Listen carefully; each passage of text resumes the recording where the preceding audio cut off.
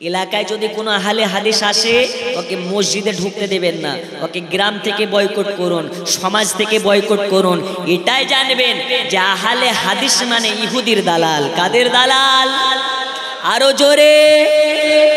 কিয়ামতের সকাল পর্যন্ত আহলে হাদিসদের সাথে চ্যালেঞ্জ, ঈদে মিলাদুন নবী জায়েজ ছিল, আছে, কিয়ামতের সকাল পর্যন্ত থাকবে। মায়ের দুধের যদি জোর থাকে, আগালে সুন্নাত ওয়াল জামাতের মৌলবীদের সাথে একবার বসে দেখো, তোমরা তোমাদের বাপ আব্দুর রাজ্জাক এসে পেশাব করে বাড়ি পালাবে। ঠিক না বে ঠিক? আরো জোরে। আমরা सुन्नी, जो सुन्नी होता है जान से नहीं डरते, चाहे ये सर रहे या कट जाए कुछ परवाह नहीं करते। বলুন ইনশাআল্লাহ।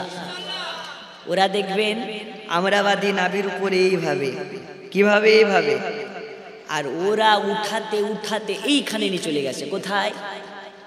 বুকে। এই বুকের উপরে হাত বাঁধা পুরুষের ডিজাইন নয়, এটা হচ্ছে লেডিসদের ডিজাইন। কাদের?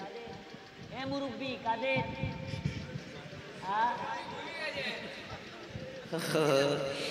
আচ্ছা, এইখানে হাত বাঁধে। ওরা কারা? ওরা হচ্ছে হিজড়ে। হিজড়ে, হিজড়া বুঝেন? এইভাবে হাত পিটায় যারা, বুঝেন? চাচা আমার শুনতে পাই না, যাই গো।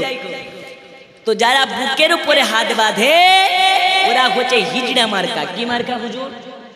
হিজড়া মার্কা। এই হিজড়া মার্কা যদি মসজিদে ঢুকে ওকে বাঁধবেন।